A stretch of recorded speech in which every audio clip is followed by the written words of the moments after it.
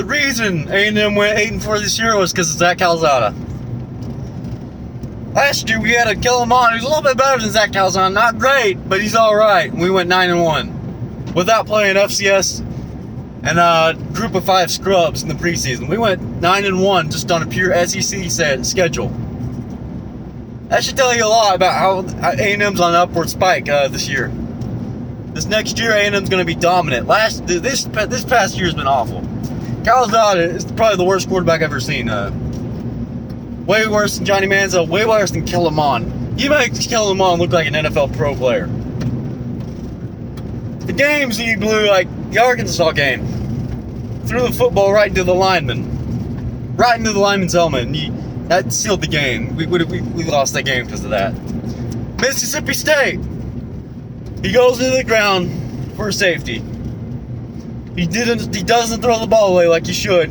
He's just an inexperienced quarterback. He threw the ball away. He should have thrown the ball away. Instead, he took a safety. Alabama, he played pretty good. Unsurprisingly, he got better. Which you should after a loss to Mississippi State in my league. My league is horrible. Mississippi State's horrible. They're going to lose to Texas Tech in the Liberty Bowl. But, yeah, should have won that game. Ole Miss threw 2 interceptions. That was partly him, but that was also partly the receivers. The receivers couldn't catch the balls to save their life. Just drop passes left and right and tip balls for interceptions. That's still the game against Ole Miss. And LSU, the refs gave that game to LSU. Calzada, he played horrible in the first half, but the second half he turned it up. Threw dimes for touchdowns and got the lead. Then we kick off. The LSU player fumbles it, but the ref said he was down when he was clearly not. Should have been our ball. Should have ended the game there. Also, the push-off when what's his name? Bloop, bloop, bloop. Max Johnson, whatever his name is, threw that dime for the touchdown at the end. Yeah, that was offensive pass interference on that receiver. No doubt about it. He obviously pushed out. Refs gave that game to LSU.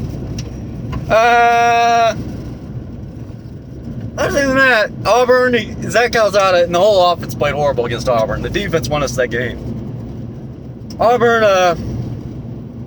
Auburn just stopped our offense. No doubt about it. Just couldn't make throws, kept dropping passes. I remember I made a video on that. It was getting ugly. Zach Calzada's horrible. He's got a strong arm, and he's got potential, but he's horribly inaccurate. That's a fact. That's a fact.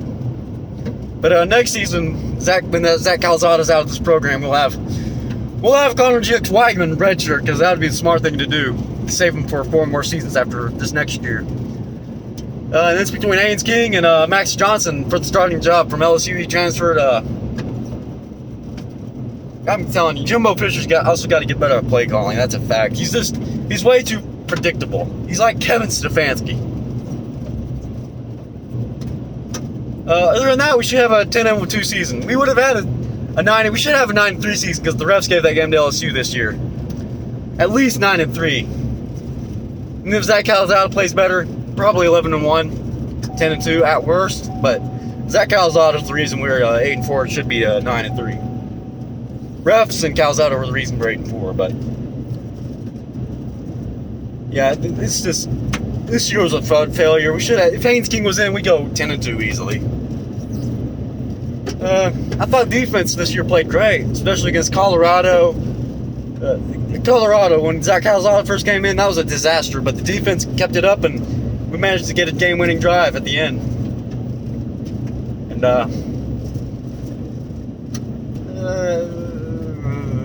Alabama defense played great. Defense played great for most of the season. There's a few, because for example, that Mike Leach game against Mississippi State, he just aerated all over us. That was horrible. There's no excuse to run his own defense. We're a man school. We should have run man defense the whole time and blitzed and pressured the quarterback. If we did that, we'd probably won that game.